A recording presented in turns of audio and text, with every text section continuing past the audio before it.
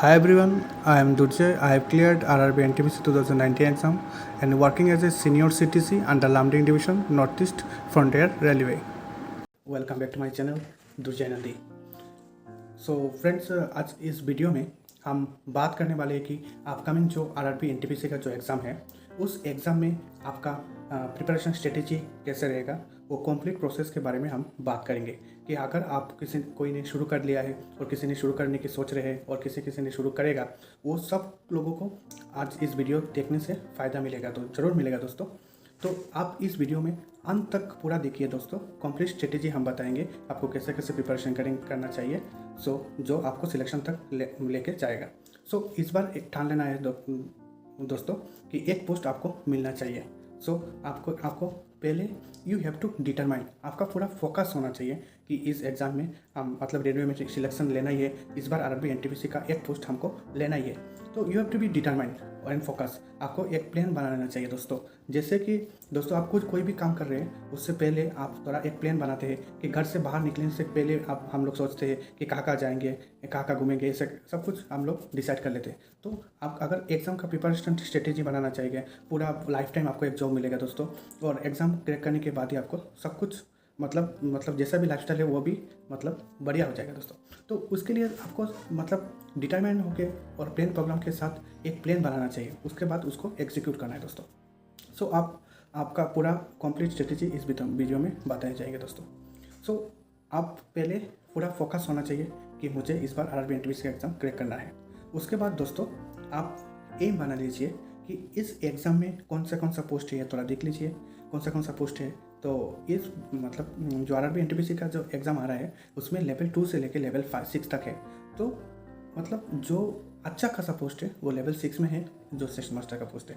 तो जो मैं मान के लेता हूँ कि आपने सेशन मास्टर का ही पोस्ट मतलब आपने फोकस में रखा है। तो आपका एक पूरा डिटर्मिनेशन होना चाहिए कि आज इस बार मुझे सेशन मास्टर का एक पोस्ट लेना ही है, जितना भी पोस्ट आए उसमें एक सेशन मास्टर का पोस्ट लेना है। तो इसके लिए प्रिपरेशन भी अच्छा होना है दोस्तों। लेवल 6 का पोस्ट है, बहुत बढ़िया पोस्ट है। तो उसके बाद दोस्तों आपको देखना है उसमें सिलेक्शन प्रोसेस क्या है। जैसे CBT 1 है, CBT 2 है। CBT 2 में अगर आप क्वालिफाई कर लेते हैं तो उसके बाद आपका साइकोमेट्रिक टेस्ट है।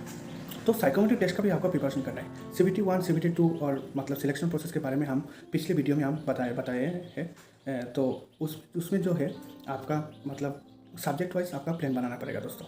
तो CBT 1 है, CBT 2 है, उसके बाद साइकोमेट्रिक टेस्ट है। तो तीनों टेस्ट क्लियर करने के बाद आपका DB मेडिकल होने के बाद ही आपका सिलेक्शन होता है दोस्तों। ये सिलेक्शन प्रोसेस को भी आपको मतलब बहुत अच्छी तरह से ध्यान में रखना है दोस्तों।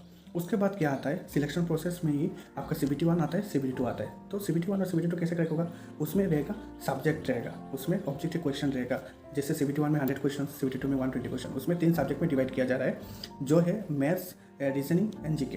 तो वो सब्जेक्ट वाइज आपको अगर मतलब तीनों सब्जेक्ट को आपको स्ट्रॉन्ग करना है, जो तीनों सब्जेक्ट मिला के आपका अच्छा खासा मार्क्स आएगा। तो दोस्तों पहले आप मान के चलिए आप मैथ्स का प्रिपरेशन करें। तो मैथ्स का प्रिपरेशन कैसे होगा, पहले आप उसका मतलब देखेंगे क्या क्या कंटेंट है। सिलेबस में देखेंगे, मैंने पिछले वीडियो में सिलेबस में पूरा डिस्कस किया था सिलेबस में क्या क्या है। तो सिलेबस में हर एक टॉपिक को अच्छी तरह से कॉन्सेप्ट क्लियर करना है, उसका हर एक टाइप का। जैसे मान के चलिए मैथ्स में है परसेंटेज का चैप्टर, परसेंटेज का हर एक टाइप का क्वेश्चन का हर एक कॉन्सेप्ट आपको अच्छी तरह से क्लियर होना चाहिए। उसके बाद आपको वही उस टॉपिक का जो प्रीवियस ईयर क्वेश्चन है, जैसे मान के चलिए परसेंटेज का जो प्रीवियस ईयर क्वेश्चन में जितना क्वेश्चन आया है रेलवे में, तो सब क्वेश्चन का आपको प्रैक्टिस करना है अच्छी तरह से। तो प्रैक्टिस करने के बाद ही आपको कॉन्फिडेंस गेन हो गया कि मेरा इस टॉपिक पूरा क्लियर हो गया। तो आपको ऐसा ही हर टॉपिक को ऐसा ही प्रैक्टिस करना है। पहले कॉन्सेप्ट क्लियर करना है, उसके बाद प्रीवियस क्वेश्चन से प्रैक्टिस करना है, उसके बाद ही आपको मॉक टेस्ट लगाना है। मॉक टेस्ट लगाने के बाद जो क्वेश्चन आपको नहीं हुआ है, जो क्वेश्चन हो गया है, दोनों का ही अच्छी तरह से आपको एनालाइज करना है।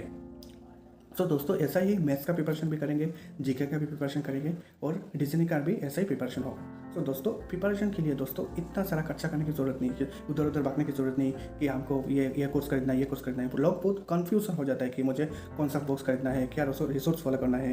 तो हम नेक्स्ट जो वीडियो आएगा दोस्तों उसमें भी मतलब सब्जेक्ट वाइज स्ट्रेटेजी रहेगा, कौन सा बुक पढ़ना है, कौन सा रिसोर्स देखना है, कॉन्सेप्ट कहाँ से क्लियर करना है। तो दोस्तों जो आपका जो मतलब यूट्यूब में इतना सारा कंटेंट पड़ा है कि फ्री में इतना सारा कंटेंट है कि आप सोच नहीं सकते, मतलब पढ़ के भी ख़त्म कर नहीं सकते। सो बहुत सारा अच्छा टीचर है जो पेड कोर्स में जो जैसा पढ़ा है उससे भी अच्छा कंटेंट दिया है यूट्यूब में।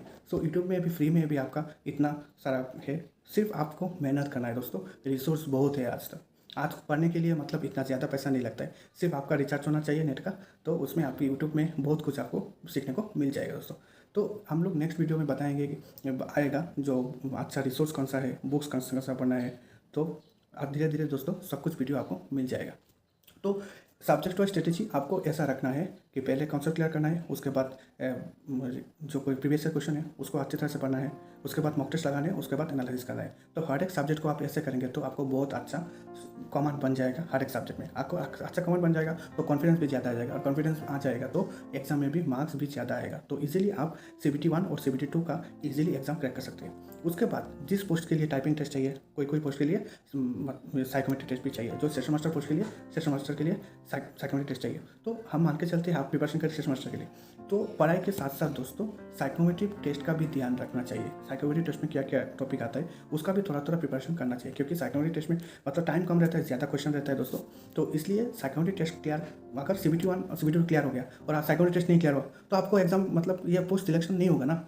तो इसलिए आपको साइकोमेट्रिक टेस्ट का भी ध्यान रखना है, और CBT 1 CBT 2 का जो सब्जेक्ट है उस सब्जेक्ट का प्रिपरेशन के साथ साथ में आपको साइकोमेट्रिक टेस्ट का भी प्रिपरेशन लेना चाहिए दोस्तों, ताकि आपको लास्ट में प्रेशर मतलब ज़्यादा प्रेशर ना हो।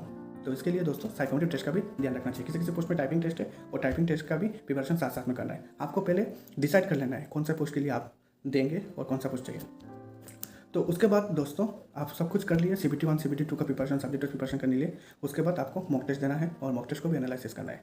अगर आप कॉन्सेप्ट क्लियर कर लिए, प्रीवियस ईयर क्वेश्चन पढ़ लिए, मॉक टेस्ट में आपको अच्छा खासा मार्क्स आ रहा है, आप एनालिसिस भी कर रहे हैं, तो उसके बाद दोस्तों करंट अफेयर का जो पोर्शन है उसमें आप एग्जाम के 2 महीना पहले आप इजीली प्रिपरेशन कर सकते हैं। करंट अफेयर का इतना खासा जरूरत नहीं है, और कभी कभी करंट अफेयर 2-3 साल का पुराना भी करंट अफेयर आ जाता है, तो आप तो इतना सारा पढ़ नहीं सकते ना करंट अफेयर। तो इसलिए करंट अफेयर को अभी छोड़ के दोस्तों जो स्टैटिक है वो पढ़िए, और मैथ्स और रीजनिंग में अच्छा खासा मार्क्स लाइए। जीके का इतना भरोसा नहीं है, तो आप जीके में भी अच्छा मार्क्स ला सकते हैं, क्योंकि मतलब जीके में तो बहुत सारा टॉपिक है ना, तो कॉमन इजीली नहीं मिलता है। तो इसलिए मैं बोल रहा हूँ दोस्तों, मेरे मैथ्स और रीजनिंग को अच्छे तरह से स्ट्रॉन्ग कीजिए, जीके को भी पढ़िए, तो जीके आपका भी स्कोर बूस्टअप करेगा।